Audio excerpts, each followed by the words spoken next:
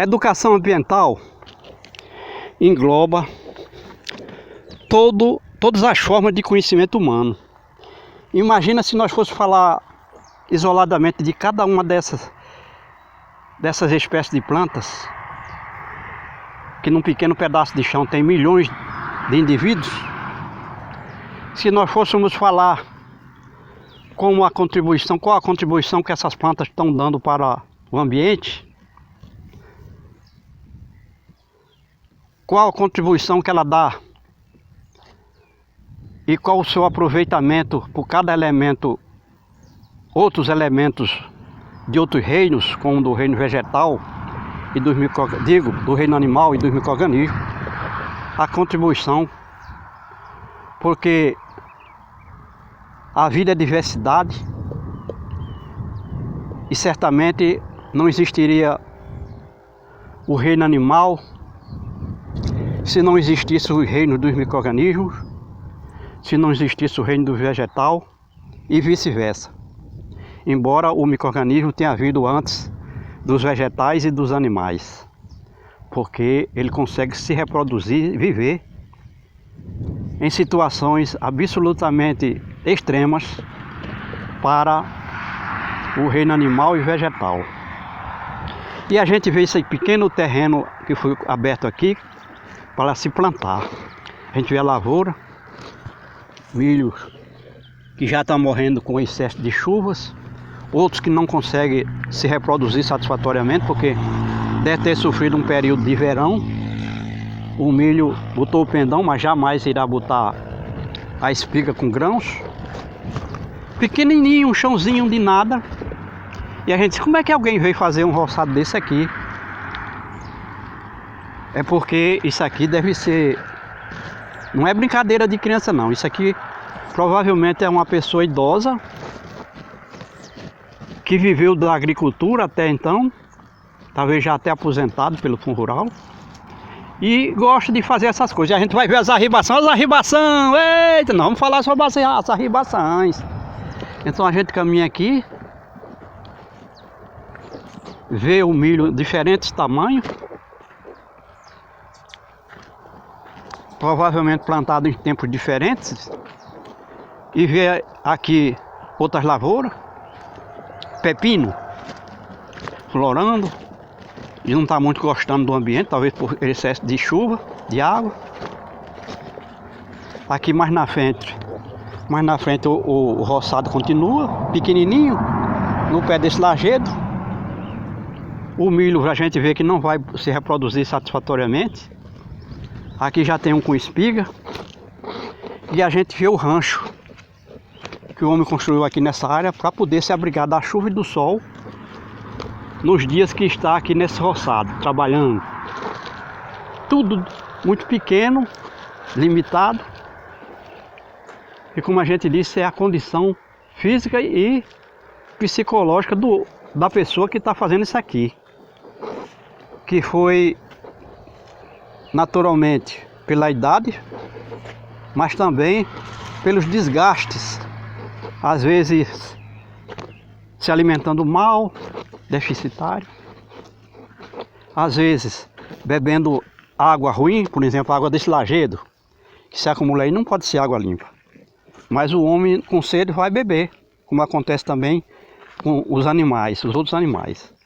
E a gente caminha aqui porque a gente está mostrando, registrando imagens aqui nessa área do Nordeste que poderia ser comum, já que isso aqui é uma terra úmida e fértil, foi com grande oferta de chuvas, e hoje é raríssimo a gente ter chuvas aqui acima de 600 milímetros ao ano, quando deveria chover 1.200 milímetros. E como a gente disse,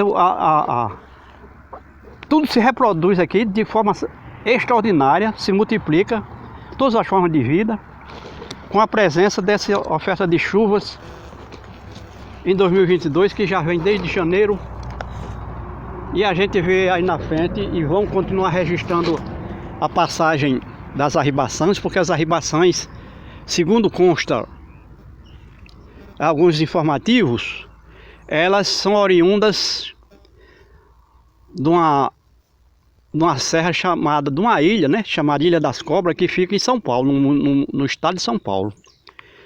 E elas lá não podem pôr os ovos, porque lá tem vamos dizer assim, as cobras, que comem os ovos, comem os filhotes da ribação, e elas vêm aqui para o Nordeste, depois que chove mais de 500 milímetros, e cria essa grande massa orgânica rasteira, que é onde elas vão fazer seus ninhos. Ninho não, elas vão pondo aleatoriamente, sem construir nada. Todo mundo põe os ovos tudo junto, não tem um indivíduo, vamos dizer assim, definido de cada ninho.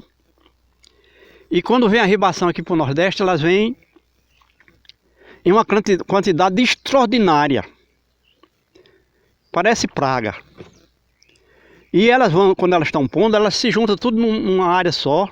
Vamos dizer assim, numa área com 4, 5 km², todo mundo botando os seus ovos ali, se reproduzindo. E aí o pessoal vai fazer o facheio da ribação, que significa dizer que vai levar um facho de luz, uma lamparina, de noite, com a lamparina na mão, o caçador, com a lamparina na mão e um pedaço de pau, vai matando as arribações que estão encandeadas pela luz, matando as arribações nas árvores, nas partes mais baixas das árvores. E também usa lanterna, que às vezes atira com espingarda nas arribações, normalmente onde tem um grupo maior, porque a ideia é que um tiro só possa matar 3, 4, 5 arribações, porque senão não compensa os custos do tiro, da porra e do chumbo. E a gente fala tudo isso aqui porque nós estamos mostrando um ambiente que hoje, nessa área do Brasil, é por acaso. A gente tem mais de 600 milímetros de chuva aqui já em 2022. A gente vê aquela serra coberta de árvores de grande porte, árvores de cerrado, muito denso, verde, exuberante, e não sabe que aquilo ali, a maior parte do ano a gente não vê essas árvores, porque é tudo pelada, seca, cinzenta. Aí o homem chama isso aí de caatinga, mas não é cerrado. E a caatinga nem aqui agora pode ser chamada de caatinga, porque isso aqui tudo foi desmatado. Era também as mesmas árvores que estão ali, a mesma vegetação existia aqui e foi sendo desmatado ao longo de dezenas de anos. E o resultado é isso aí. Olha as arribações, gente! É bom a gente mostrar porque, como a gente disse, essas arribações só aparecem aqui no ano que chove mais de 500 milímetros, suficiente para criar muito desse pasto, dessa vegetação rasteira, onde elas põem os ovos. E como a gente disse, as pessoas aqui caçam intensamente a arribação, agora já estão caçando com espingarda, é por isso que elas estão voando em direções diferentes, enlouquecidas, porque alguém deve estar atirando lá onde elas estavam pousadas. E o facheio, enquanto o homem vai andando à noite com um candeeiro na mão e um pau na outra mão, ele vai pisando nos ovos da arribação. Quando chega, volta para o repouso, à noite, no caso, o caçador, os pés, os sapatos, é tudo amarelo de gema de uva, é uma destruição total. E mesmo assim ainda escapa muito a arribação desse processo. E agora, né, elas estão chegando aqui tentando pousar, vamos dizer assim, para se reproduzir, e não está tendo a chance porque já estão atacando elas com espingarda a qualquer hora do dia e da noite, com tiro. E uma arribação dessa tem no máximo, a massa corpórea dela não tem mais do que 200 gramas de carne e osso, mas mesmo assim é muito apreciada, porque é raríssimo, como a gente diz aqui. Antigamente, há 100 anos atrás, todo ano tinha arribação por aqui. Hoje não tem mais, só tem, como a gente diz, quando chove mais de 500 milímetros aqui, que, como a gente disse, é raríssimo. E a gente mostra essas imagens porque são imagens que você pode ser únicas e últimas. Quem sabe se no próximo ano vai ter chuva suficiente para a arribação voltar aqui. Quem sabe se no próximo ano vai ter chuva, água suficiente para criar esse pasto, mantendo ele por mais de 5 meses, como está acontecendo em 2022. Porque a gente sabe que esse pasto nasce com as chuvas e ele permanece com as chuvas. Quando acaba a chuva, 60 dias depois da chuva já começa a secar e morrer. Porque a planta tira água do solo. E se o solo está seco e a raiz dessas plantas é muito curta, são muito curtas, então o que vai acontecer, ela não vai conseguir ter acesso a essa água, murcha, seca e morre. Então aí não tem vida. Porque a gente sabe que o reino vegetal, o reino produtor de alimentos, além de ser o quinto elemento da natureza.